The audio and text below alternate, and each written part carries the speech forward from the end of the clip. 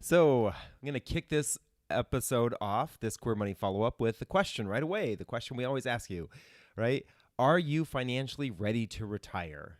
I think that depending on your age, you probably are going to say, what the fuck? No way. I'm not ready to retire. I'm only 30 years old, or I'm 35 or 40 years old. There's no reason for me to be prepared, right? But the reality is that there are also a lot of people who are a lot closer to retirement who simply are not prepared either. And that's why when we recorded these episodes, these original episodes of the Queer Money podcast, we did a 3-part series with David Ray of financialplannerla.com around retirement based on the generations. So there we did an episode on millennials, we did career in retirement, then we did Gen Xers that was focused on retirement, and then we did an episode on baby boomers, partly because baby boomers at that time were closer or pretty close to retirement. This was recorded 5 years ago.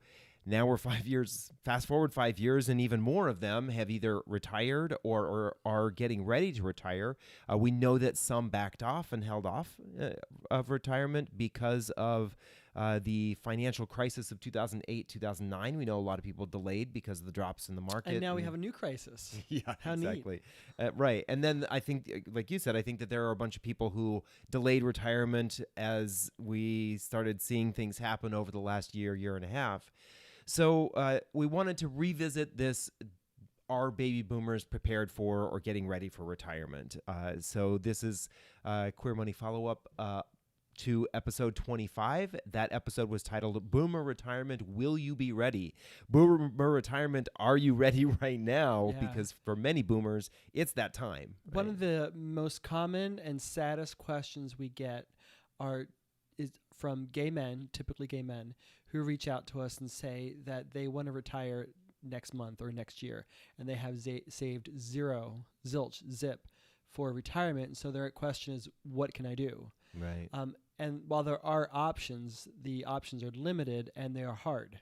Right. So, let this be a message to those of us who are in younger demographics to heed their experience and to try to do what we can to protect ourselves. Right. So we're going to talk about 7 things that you can do as a boomer to prepare for retirement, or if you're a late Gen Xer, these are great tactics for you to take as well. But before we dive into that, please remember to give this video a thumbs up, to subscribe to this channel, and to make sure you have notifications on so that when we do go live or we release a new video, that it's available to you. All right. So John just mentioned this whole idea of a lot of gay men reach out to us and say, what can I do? I want to retire. I want to retire soon. I want to retire tomorrow, but I'm not ready. I didn't save enough money, or I didn't save any money. Well, first of all, I want to let you know that you're not alone if you're in that situation. Actually, some data that came out when we originally recorded this podcast back 5 years ago said that roughly 11% of LGBT folks said they felt confident that they would have enough money to be able to make it through retirement. Yikes. 11%. That's a little scary. That means almost 90% of LGBT folks in this particular survey said that they did not feel like they would ever have enough money to comfortably make it through retirement. Is that Prudential survey? That's it.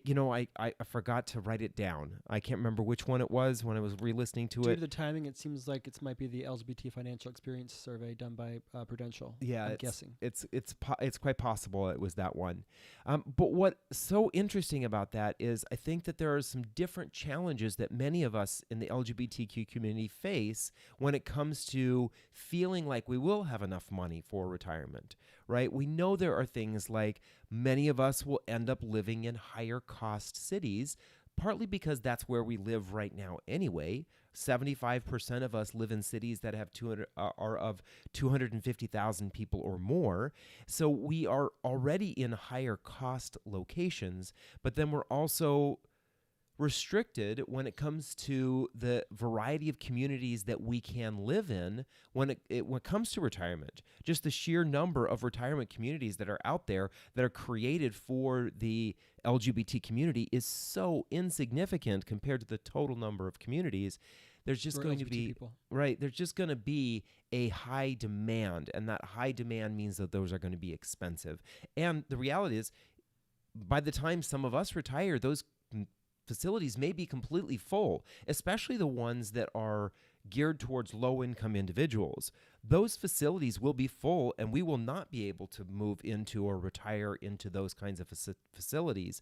So we have to plan ahead, and I think because many of us aren't or haven't planned ahead, that may be part of the reason why we're not feeling as comfortable. So are you ready to retire yourself financially? Well, if you're not, as David said, you're not alone, because only 45% of boomers, 45% of boomers have nothing saved for retirement. Right. Wow, So, that is crazy to me. Right. And this was actually data that came out in the retirement. Oh, here, let me grab the where this came from. So this was from the Insured Retirement Institute. They found in 2019 that 45% of boomers, people who were of retirement age, had nothing saved. That's just... I guess, what are people doing? It does. I mean, because Social Security isn't helping. Well, It's and certainly not enough. Right. That is Medicaid can only do so much for healthcare. right.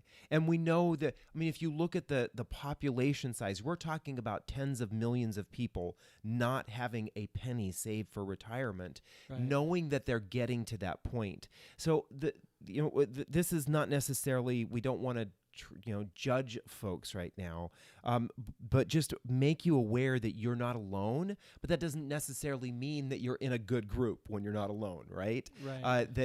And the other side of this is that the median savings for boomers from this same study was that the median amount that boomers had saved was $58,000. Now, a median amount means that 50% of people above and 50% of people below that number, right? So it's not necessarily an average, because average would include people who have hundreds of thousands of millions of dollars saved and combine it with the people who have zero.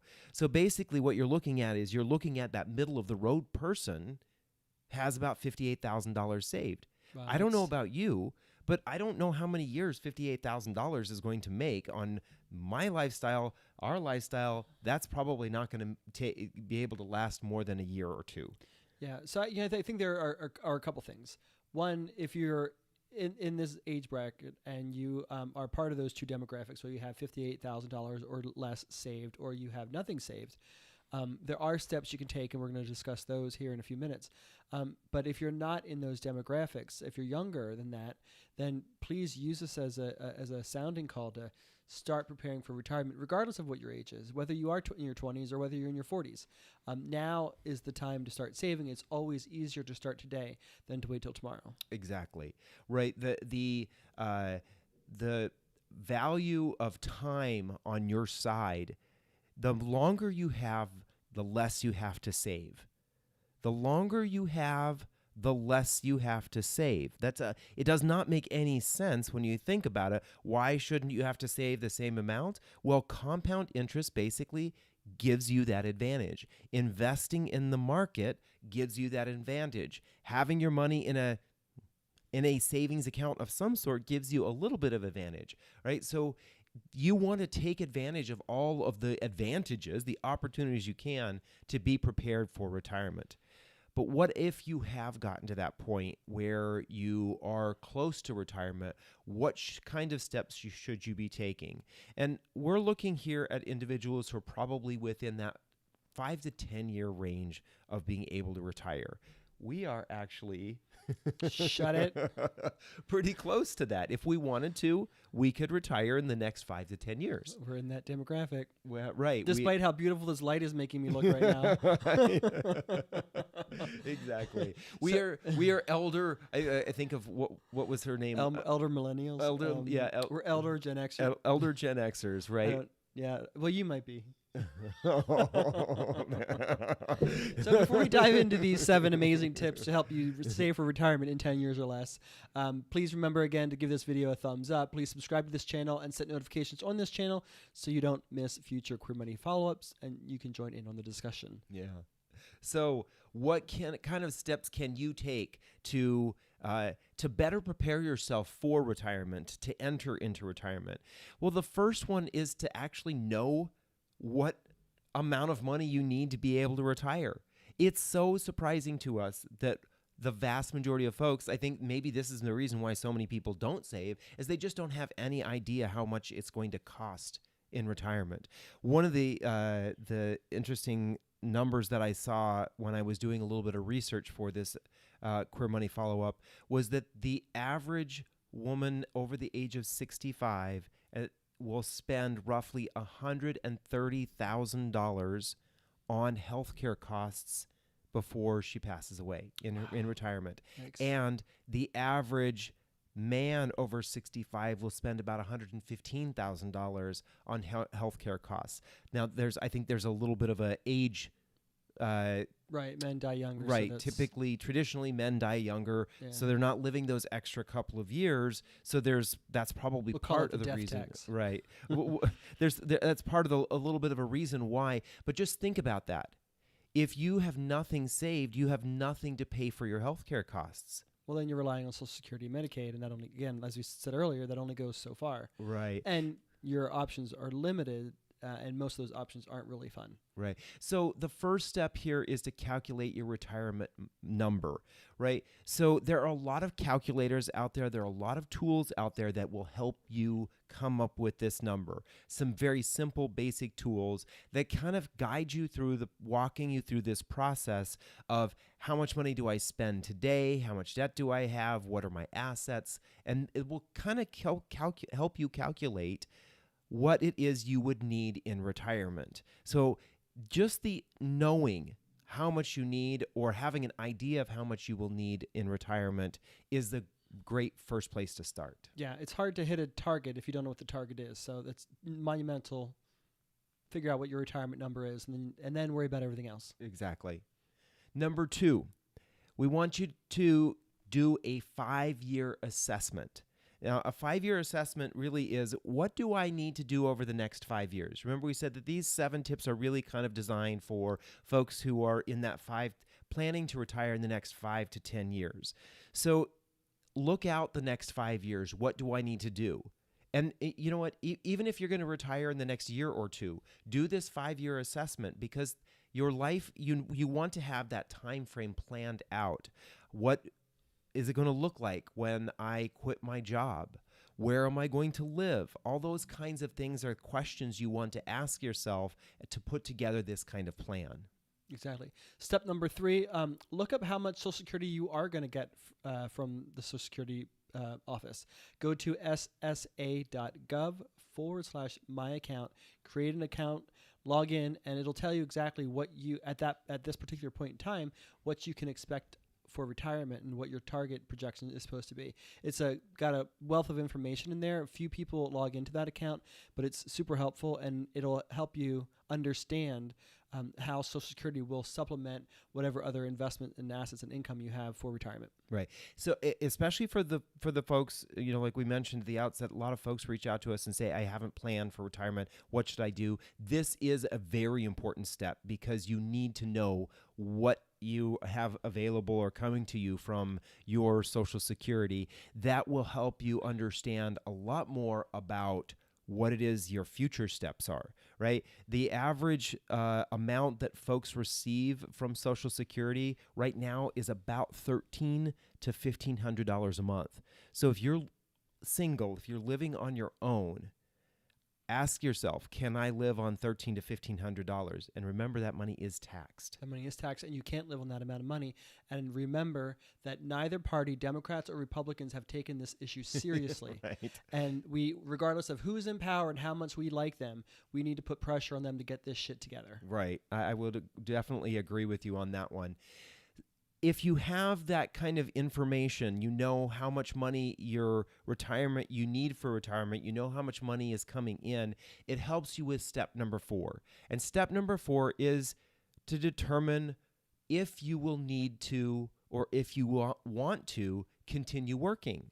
So for a lot of folks, it's interesting. Boomers, I think younger boomers especially, but also Gen Xers and definitely millennials are now talking about retirement looking very different than the folks who drive around in the golf carts. The villages in Florida. Right.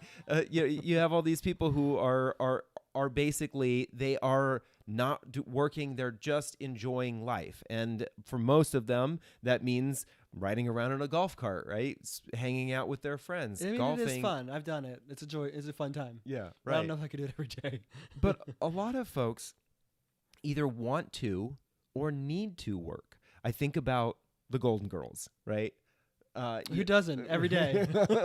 So- In fact, we just watched a series yesterday, 2 days ago. Sorry. So, 3 of those Golden Girls were actually working. They were all in their late 50s, early 60s. At least I think they were. Well, I think they were all in their 50s. Of course, Blanche always said she was in her 40s, but everybody knew she wasn't, right?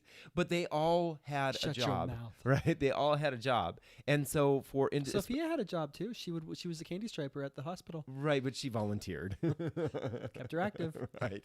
But it gives you that it gives you an indication, if you know how much money you're going to have in retirement, if you know how much money Social Security you're going to be getting, it really tells you whether or not you have to work or you can work if you choose to.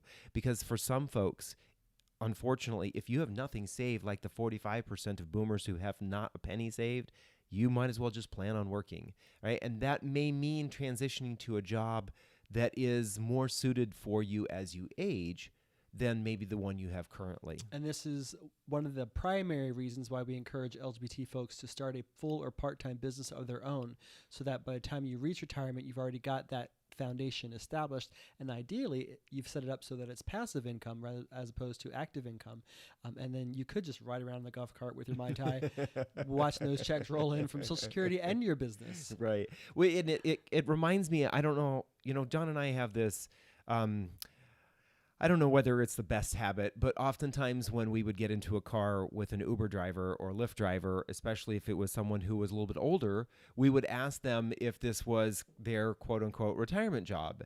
And it was interesting how quite a few of them, that was the way that they were making some extra money to support them in retirement. I do remember one guy who said, well, I need a little bit additional income, but I'm also paying for my daughter's education. So he was driving Uber or Lyft so that he could pay for her education. I think maybe dry January is starting to get to me because this is the second time today that I brought up Mai Tais. And I don't even drink Mai Tais, but I like the way it sounds. All right. Tip number 5 is to reduce your current expenses now by 75% of your income and then bank the rest. So typically when folks get into retirement age, they have to, naturally, but also sometimes strategically, they've reduced their standard of living a little bit, right? You're not driving around as much, so you don't have to pay for as much gas. You're not driving around as much, so you don't have to pay for as much car insurance. And typically other expenses tend to reduce. Some because you have to. And so what we're encouraging you to do now is start preparing for that. Since retirement is 5 to 10 years out, that's actually not that far away. The sooner you can acclimate yourself to a lower cost of living, the better. You don't have to make monumental changes. We're not saying completely give up your quality of life. Just dial it back just a smidge. Right. I think that this is one thing many people don't necessarily think about when they get close to retirement is there a way for me to reduce my expenses so I can bank a little bit more money right now, especially for folks who are in that group who haven't saved anything or have saved very little, right? Is there a way for you to dial things back? And because the reality is you either have to do it now or you have to do it later. I think right? about when we used to go snowboarding and skiing, we would always the closer we would get to the ski lift, we would start to turn the heat off, and we would turn the heat down until it was off. And at some point, depending upon how cold it was, we would actually start to crack the windows open, so that you would build that tolerance slowly as you were getting to the mountains. Because if you're going to get out of the car. Fuck, no. Go down the No way I'm doing that. Go down the hill. We did not go skiing together in this It helps situation. you build up a tolerance. Butch it up. This was back when he was 20, Butch it up. 22, 25 years old. Not Make that skin callus. Yeah, Share number exactly. 6. All right. Number 6 is that last minute push. So is there a way for you to make more money, whether that's at your current job? Can you get a promotion? Can you get a salary increase? Is there something you can do for that last minute push so that you can earn an extra $5,000, $10,000 in those last 5 to 10 years, banking all of that money, saving even more money? Or, as John mentioned, is there a way for you to start something that can become a supplemental income for you? There are so many gig economy jobs out there now that where folks are earning an additional $300, $500, maybe even $1,000 a month. With that money, they are basically creating a future income stream for themselves in retirement. So is there a way for you to do this now in those last few years? May not sound like the most enjoyable thing to do, but again, similar to reducing your expenses, you may have to rather do it now than having to be forced to do it later. Exactly. And then tip number 7 is to talk to a financial advisor. Now, we know that a lot of LGBTQ folks have an aversion to talking to financial advisors because they typically tend to be stale, male, and pale. But the industry is becoming significantly more diverse, and there are resources that you can go to, such as XY Planning. Typically has a lot of LGBT folks, as well as different races and sexual orientations, genders, identities, and sexes. But then you can also go to guidevine.com. They have a whole Rolodex of LGBTQ advisors or LGBTQ friendly advisors. Or go into the Career Money Facebook group. We have over 1,600 people in there, many of whom are CPAs and financial advisors, CFPs, and you can just do a shout out if you're looking for a particular financial advisor. Someone may be able to connect you there, or actually an advisor may be able to connect to you directly. Yeah. So there we have our 7 tips for you if you are getting close to retirement. If you're a baby boomer looking at retirement staring you in the face and you want to be more prepared, use these 7 tips so that you can relax a little bit when you actually get to retirement. So enjoy that Mai Tai exactly. in the golf cart where it's illegal to drive with a drink. Exactly. All right. So thank you for joining us for another Career Money follow-up. Here's your Career Money follow-up takeaway from this episode. Please subscribe to the Career Money podcast at debtfreeguys.com/QM, and then let us know in the comments below or in the Career Money Facebook group, if you want to continue the conversation, whether or not you are prepared financially for retirement. We would love to know where you are. Yeah. And then don't forget to join us tomorrow for the next Career Money follow-up, when we cover episode 26 of the Career Money podcast, which we titled 9 Affordable Care Act Facts to Know for Open Enrollment, which just ended, didn't it? Well, it did, but what was interesting is I saw, and I'm going to go back to reading the article. I'm going to go back and read the article because Biden signed something or was getting ready to sign something to extend open enrollment through March because of COVID. Oh, nice. So that, and the primary reason for that, from what I gather, is that there are a lot of folks who expected that they would get insurance towards the beginning of the year with getting their jobs back, and they don't. So they've opened I think what they want to do is open the open enrollment back up for folks who don't have jobs right now. And they need the Well, we'll look into that before tomorrow. So lastly, please give this video a thumbs up. Please subscribe to this YouTube channel and then set notifications on this YouTube channel so you get notifications when we go live. Now, I can pretty much wager that Golden Girls and popcorn are in our future. So we'll see you tomorrow. Have a good one.